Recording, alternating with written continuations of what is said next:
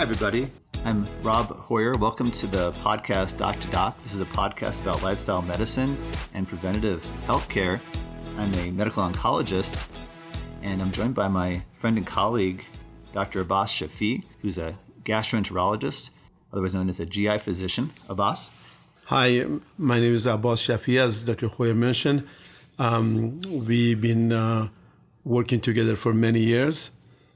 Through the years of our experience, we have noted that many of the disease that we manage can be prevented by patient education and dietary modification. So we are hoping that we can inform people based on the knowledge as well as daily lifestyle to make their quality life daily better, as well as preventive many chronic disease. And one of my interests is cancer prevention, and specifically primary prevention for cancer. I've worked with oncology patients for about the last 20 years and have really come to recognize that there's a huge quality of life decrement that happens during cancer treatment and after a diagnosis of cancer. Really, life can be very different for patients after a cancer diagnosis, and there's a lot of things that can change in the body. And for example, after surgery, after colon surgery for colon cancer, for example, digestion can be very different, bowel habits can be very different. And that's just one of many things that can change. Chemotherapy has a ton of side effects that occur during the treatment and afterwards. And so I've really come to recognize that preventative oncology should be something that's talked about much more in primary care and actually implemented in primary care. I feel like in American medicine, we're only really doing half of what we should be doing.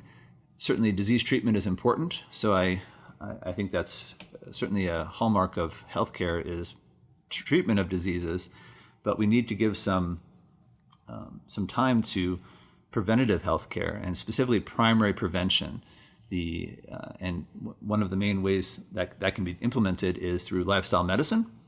So that's my interest in this, and something that we'll be talking about in future episodes. And so very excited about this. And Abbass, any other comments? Yes, as a gastroenterologist, I see daily people with many symptoms. And some of these symptoms, they're the warning sign for the individual that the progression of the disease can turn to cancer. For example, typical gastroesophageal reflux disease that we see more and more. And this is, I tell my patient, this is like a warning sign on your dashboard of the car. You can take a medicine or unplug the lights, but this will come eventually causes more permanent damage, which we just have erosive esophagitis, then to Barrett's esophagus, subsequently to esophageal cancer. This is one example that if the patient from the early on understand the diet and understand the physiology, understand what's the body allowing him to do, can easily prevent from this common fast-growing cancer. The other disease, people with today's industrialization of the food and processed food, they get many gas, bloat, as well as irritability, and that can change all the microbiome of their bowel and consequently causes a lot of inflammatory process from arthritis to many other diseases. So these are all can be prevented on individual basis just by simple modification of their diet. Thanks, and I completely agree. One of the concepts that I've come to recognize in health is about this concept of health span, and I talk about this in my newsletter, which comes out about every 2 weeks, and we'll put a link to that in the show notes. And this concept of health span is a little bit subjective, but it basically is lifespan plus quality of life. And of course, that's subjective, and everyone's quality of life and how they rate their quality is individual. But it's something that I think it's a common concern that we certainly don't want to be, or we want to be living with as few chronic illnesses as possible. And so this concept of being alive and healthy, but also not having to take medications or undergo ongoing treatments, is something that we want to focus on with this podcast, this concept of health span. And also what I've come to recognize is what we do as physicians is that at a very fundamental level, physicians are really time extenders. That's why physicians are a common component of all societies. And this is something that we as physicians try to help patients have longer lives, better quality of life. And really that's the health span concept right there.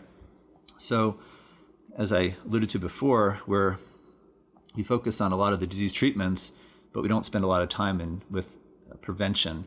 And that the issue with that is, and we'll have writing the episode or newsletter 4 right now, we are really being deprived of time. In the U.S., we're spending a ton of money with healthcare, but our life expectancy is actually it's plateauing. It's not increasing at as high a rate as other countries that spend 2 to 3 times less per person for healthcare every year. And so we'll get into some of the incentives and why we're not focusing on primary prevention. But I think it's a really important concept. I just want to make one other comment about the use of technology and what I've come to recognize with studying and learning from people like Peter Diamandis, Elon Musk, these individuals, this concept of exponential growth and how technology can really enable individuals to take control of their lives. And so the individual is really the fundamental component of our society. And with technology, the individual can be unstoppable, actually. So one of the goals of this podcast is to help individuals become health sovereign, independent, in that you can become the CEO of your own health. And you hear that a lot, but how is that actually implemented? What are the tools that are out there? What are the pitfalls? And so that's some of the things that we'd like to discuss with the podcast. Any other comments, Abbass? Yes, I think I tell my patient that the most important investment of their life is their health. No matter how beautiful car you have, no matter what great bank account you have or nice home, if your health is not optimized or not the best, those are become meaningless. And I should see that daily in my daily practice. And the investment in the health is very simple. It's just you need time and effort as you do for work, for other type of things, as for your sleep. You need the time for your daily health, spending times choosing the right food. I tell patients the more time you spend in your kitchen, the less in doctor's office, and fast food, fast life. So you need to invest on choosing the proper hydration, like water, and eating properly, home cooking, eating breakfast, lunch, lighter dinner, and have at least 30 minutes exercise daily.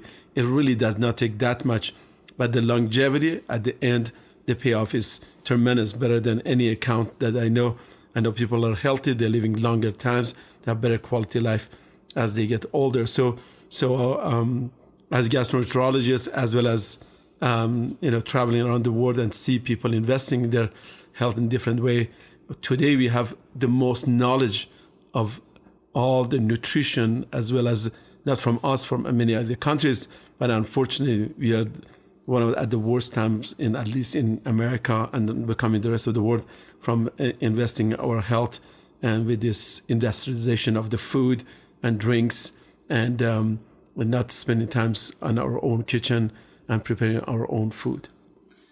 And I'll just add to sum up, we're living in an amazing time there's so much happening in medicine and many other fields that technology really is changing our lives literally every day. There's changes that happen, and this whole the next era of medicine is going to be longevity, and will be a multi-trillion-dollar market.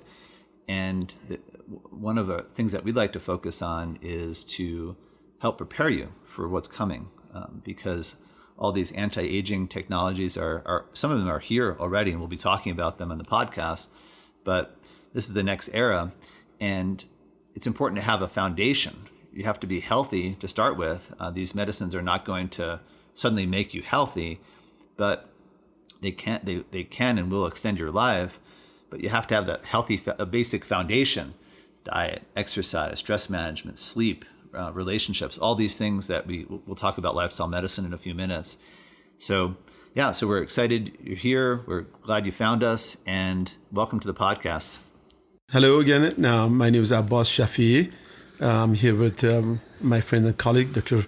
Rob Hoyer. Welcome to doc2doc podcast for longevity as well as preventive medicine. On the last episode, we talked briefly about our goals as well as preventive medicine. Today, we want to continue on the same topic. One of the important goals that I see in my practice, people, they in their teens and their 20s and early 30s, they try completely forget about diet and exercise, and they think that there's magic pills on 40s and 50s comes and they can live forever.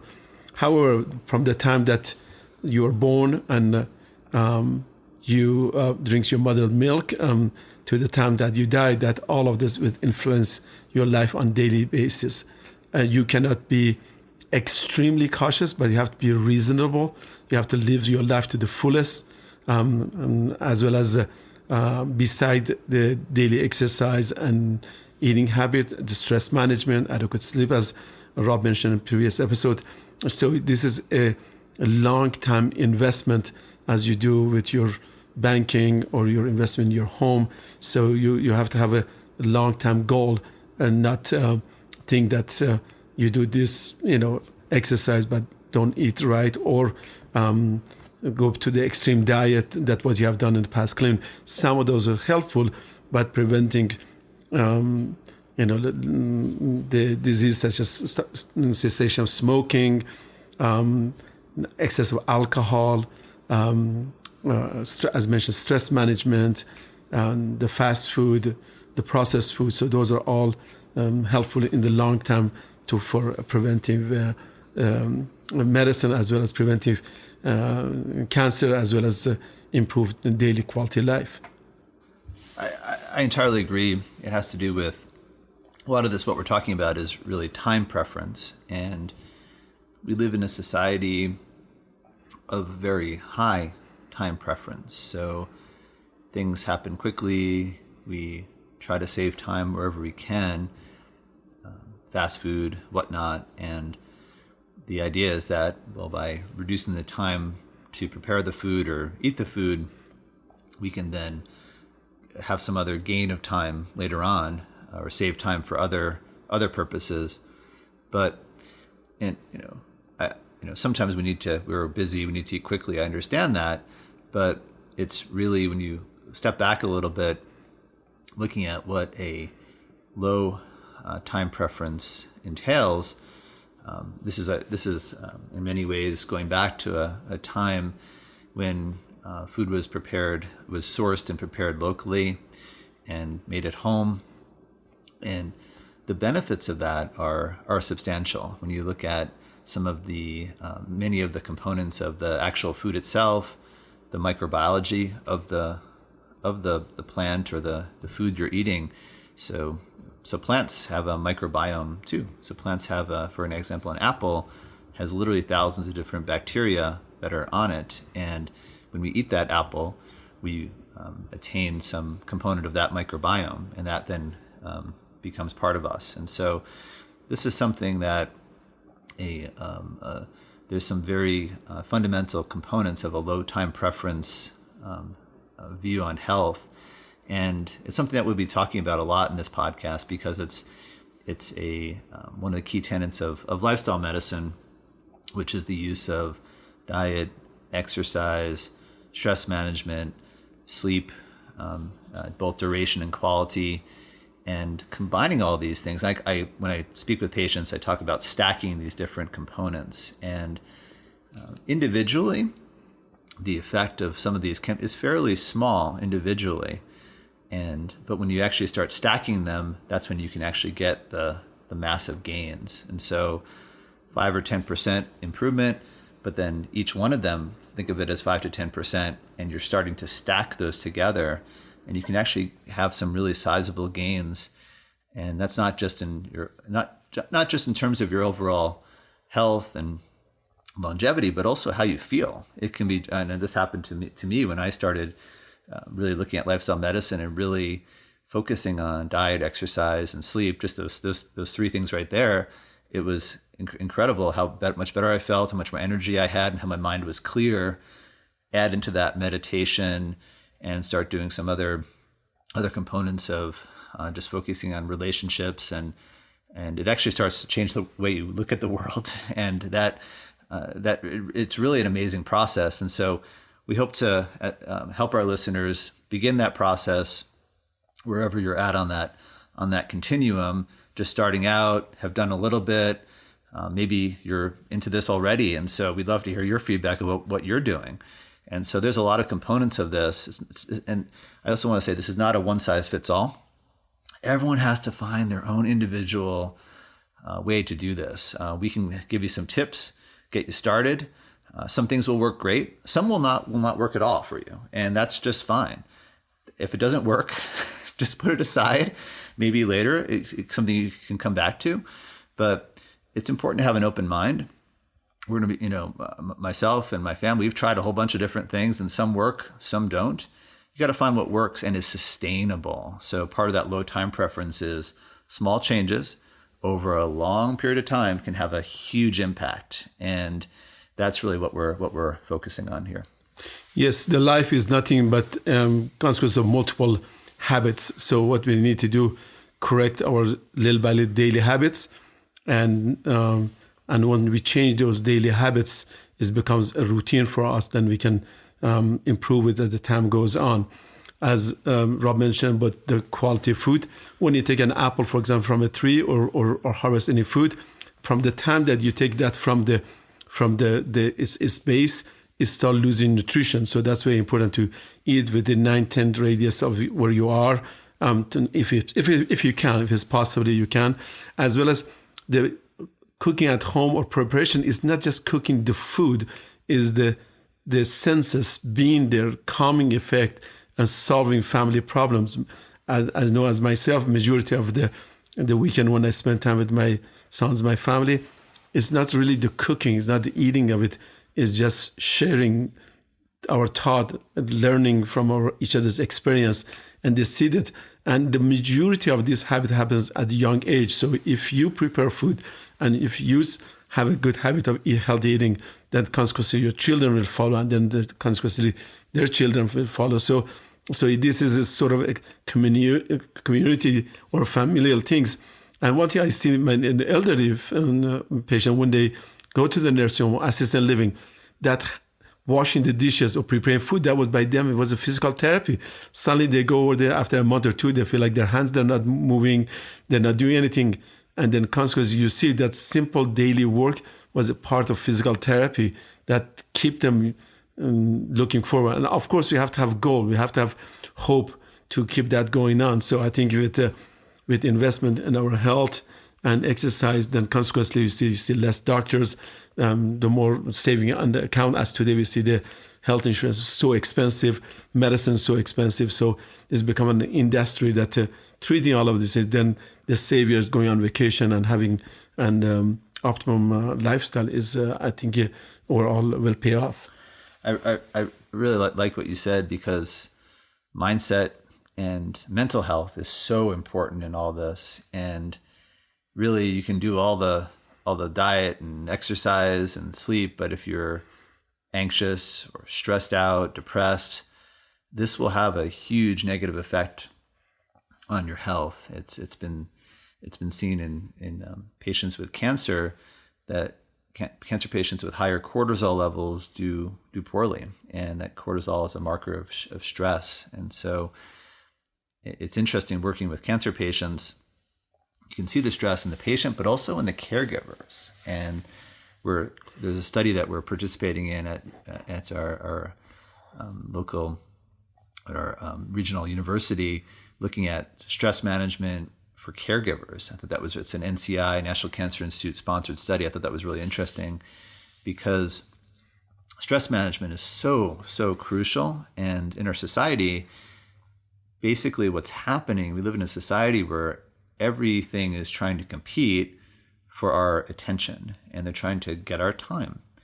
And so unfortunately, a lot of that is just time that's wasted. It's time, whether it's marketing or other things that doesn't add any net value to your life.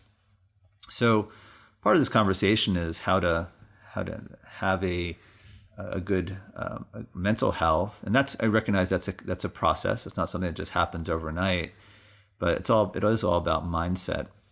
That's really your most precious resource, and how to focusing on that is really key. I should note Peter Diamandis, he has a digital subscription platform, and I encourage everyone to look at that.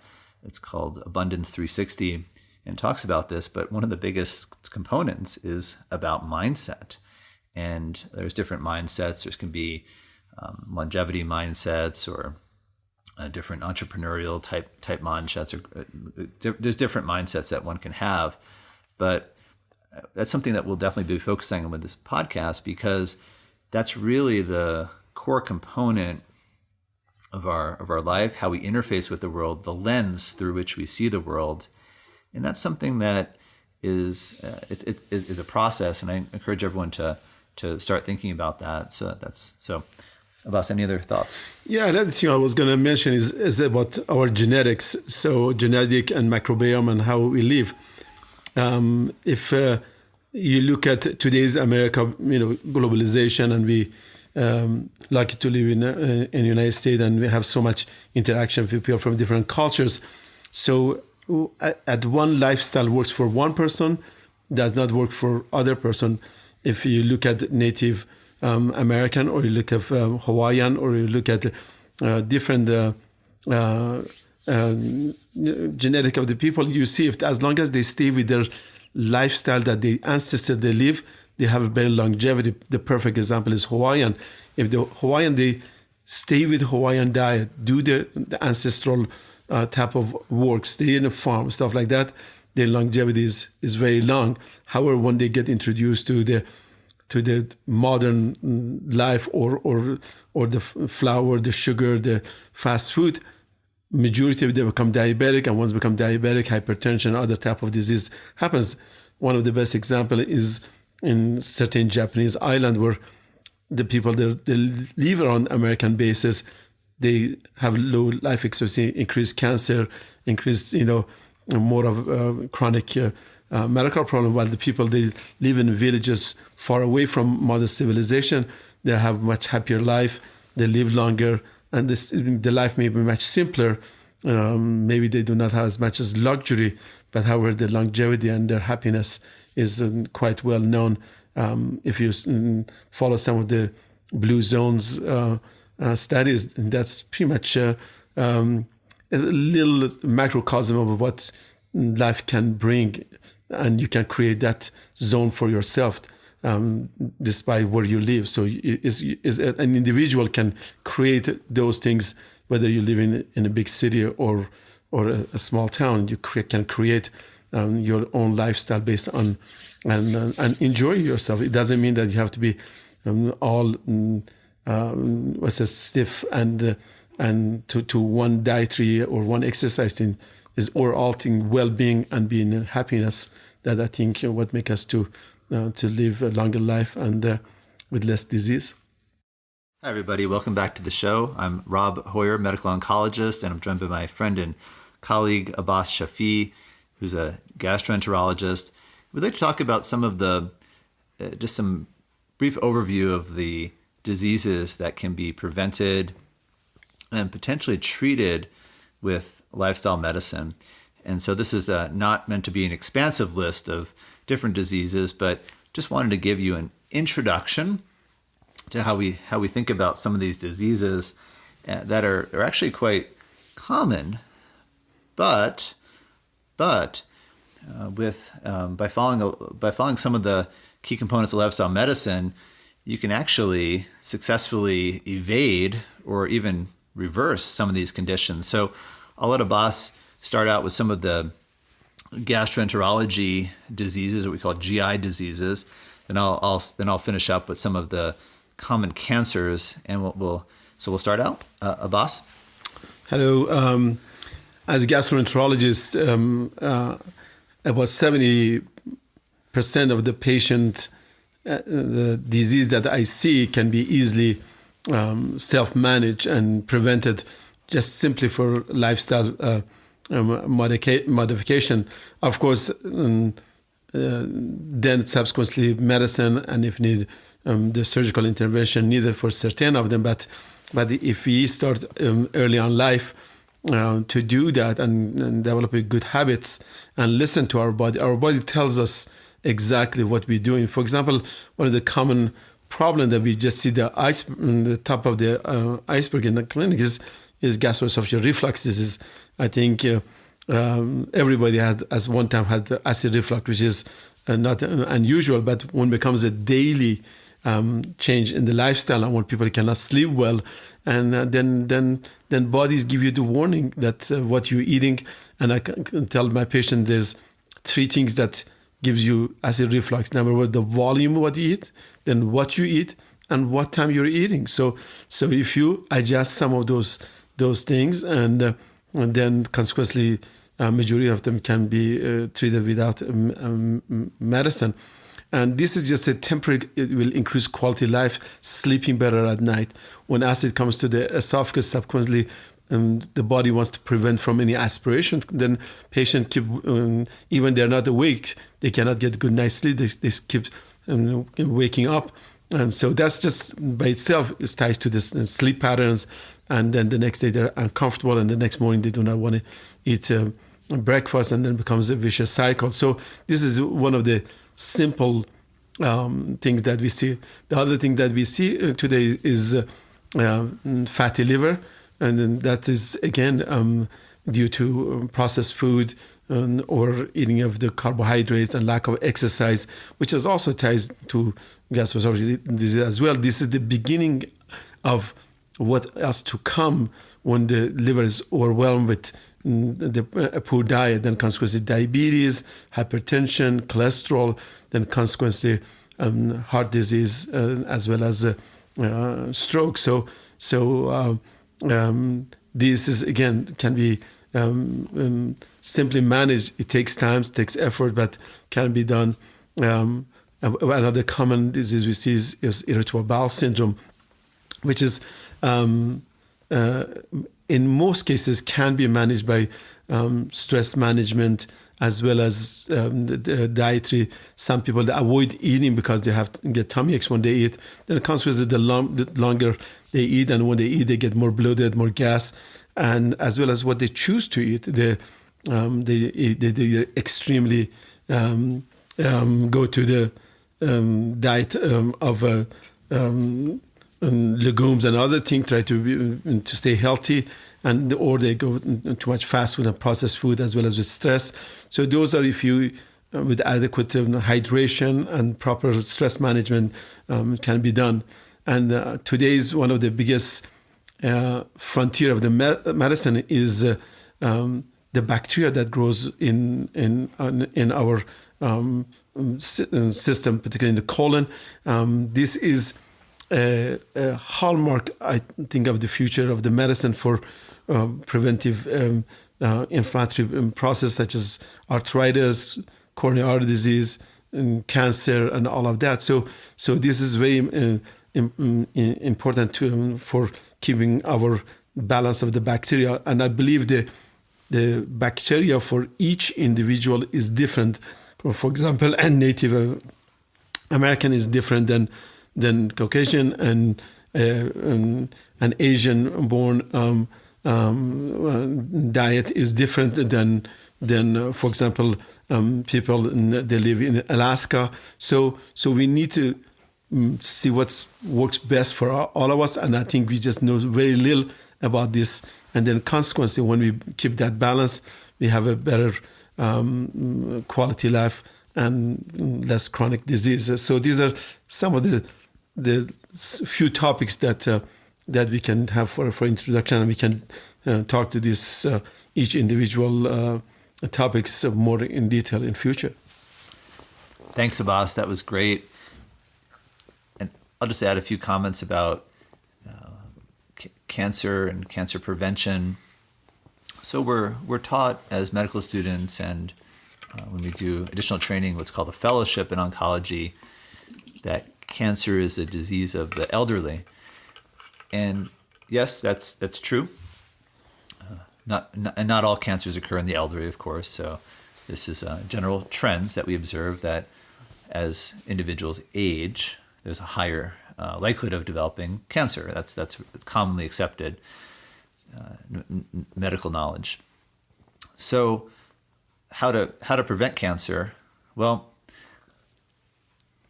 the key component, and we'll talk about this in detail over a series of podcasts, is you have to slow your aging. Well, how do you do that? Well, one of the best ways to do that right now is lifestyle medicine. So there actually are ways to study your biological age through what's called DNA methylation studies. These are widely established evidence-based approaches to looking at biological aging, and it can be done for about $100, or some are $200, but you send off a saliva sample and you can actually get your biological age. I encourage everyone to do that because it's a great way to check to see where you're at, and you need some data to actually show, okay, where am I at on this biological aging versus chronological age, and you can actually create a ratio of biologic age to chronologic age, and it's something that you can use to form a foundation for subsequent lifestyle changes. So that's something that is really a key starting component. And then when you get into some of the different cancers, for example, gastrointestinal cancers or GI cancers, and that's my area of interest, and I see patients mainly with gastrointestinal cancers, so that includes esophageal cancer, stomach or gastric cancer, pancreas cancer, and colon and rectal cancer. It's not surprising that all of these diseases have been linked to lifestyle factors. So, for example, smoking with respect to esophageal cancer, and of course lung cancer and oral cancers, with stomach cancer with diet. So high salt, high preservative diets, higher risk of gastric cancer. That's been well established.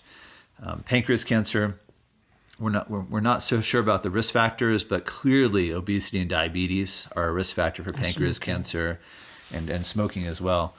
And then of course colon and rectal cancer are probably the most studied of all those, even potentially combined, diet and lifestyle. So fiber is a key component of all these diseases, and fiber is protective. And in my study of this literature and reading about this, I don't think it's the fiber per se that's providing the anti-cancer benefit. I think what it is the fiber is the food for the microbiome, and this is the key. That's the key component, and that's why when you think about, well, so higher fiber diets have been linked to reduced risk of breast cancer. How on earth does that work? I mean, that doesn't seem to make any sense. You eat more fiber and you prevent breast cancer. Well, it's probably an effect via the microbiome. And so we now have the tools to mechanistically study how these lifestyle factors impact cancer risk. And I find that really interesting. I've always been interested in biological mechanisms, and that's why I went into medicine. That's why specifically oncology, because I was fascinated by the cancer cell and all the different pathways and targeted treatments. And I 20 years ago saw this huge tidal wave of new oncology treatments that we now have. Immunotherapy, targeted therapy. It's getting really, really advanced in terms of what we can do. But I've come to recognize that that's not the solution. That's a treatment of cancer is important. So I'm not trying to reduce the importance of that in any way. If you have cancer, of course, go to your doctor, get treated. Absolutely. However, we now have the power to use lifestyle medicine and tools to actually prevent the cancer in the first place. And so this is something that, genetics are important. However, when you really look into genetics, it accounts for no more than about 10% of cancer risk. Cancer is a lifestyle disease, and this is a key component of what we're going to be talking about in our podcast, because it's such a fundamental component of medicine that is often overlooked, or it's not stressed as much as the treatments. But the individual has the ability to implement these changes. For example, implementing a change 10 or 20 years can drastically reduce cancer risk, and there's good data to support such. And so this is what we're talking about. So low time preference, implementing changes over a long period of time can have a huge benefit in terms of reducing risk of and many diseases, and also can treat many conditions as well. It's well established that diet and exercise after cancer diagnosis, specifically for colon cancer and breast cancer, will reduce risk of recurrence of that cancer. I'm not talking about a new cancer, but actually will reduce risk of recurrence of the cancer that the person was diagnosed with. And so how does that work? And so it's interesting. We've had this data for many years, and for colon cancer over 10 years, for breast cancer about the same time, but it's not all studies have shown the same effect, but there's methodological concerns with some of the studies, but diet definitely has an impact. It's well established. A recent study showed that low-fat diets showed a improvement in we call mortality, or risk of dying of breast cancer. Interestingly, it did not affect risk of recurrence of breast cancer, but affected risk of dying from breast cancer or another condition. And so that was really interesting. So we'll talk about that, get into some of the mechanisms, and look at those studies in more detail. That's something we'll be delving into with the podcast as well. So there's a ton of information here. And so what we're hoping to do with the podcast is try to distill this down, start a conversation. We're not going to be able to cover every single topic, but it's important to look at some big trends. And that's what we do when I see patients in clinic, is we look at, okay, well, what can we start with? Let's start with a lifestyle change. For example, let's try to reduce processed food. Let's try to eliminate sugar, like soda. And of all the diets, no matter what diet you follow or subscribe to, I have never seen a diet or evidence that shows that soda or processed food is beneficial. And so this is something that these are easier things to start with, and that's a great way to begin the journey. And that's a place you've got to start somewhere. Abbass, any other thoughts? Yes, I think there's a few things that in reality we cannot change our genetics. The second thing, we cannot slow down the aging, but we can slow down the biological aging. But the rest is really what we do with our life. Again, is diet and exercise and living a reasonable life.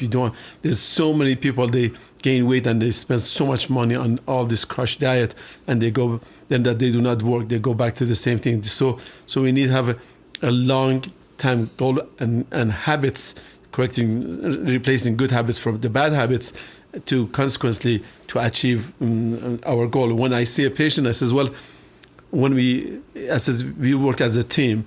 You do the ABC, and then once that's then we do the medicine and we do the diagnostic to help you to live a better, comfortable life. In general, when I study the majority of the diet in the whole world, and as Rob mentioned, number one is hydration. And sometimes they change, put the color in the water, they sell it to you, but it's basically having adequate water hydration, cleansing your body. Number two, appropriate diet for each individual. Majority of the energy should be consumed during the working hours, less during the night. I believe during the night we go to a hibernation, as most animals do. That's where our cleanse our mind, our body. The same thing, your digestion should be also resting. But unfortunately, with today's lifestyle, we work all day and we eat big dinner and we want to go to bed. Yes, we pass out, but the same thing, our body is not at a harmonious time, at not relaxing times. So then the consequence, we don't want to eat breakfast.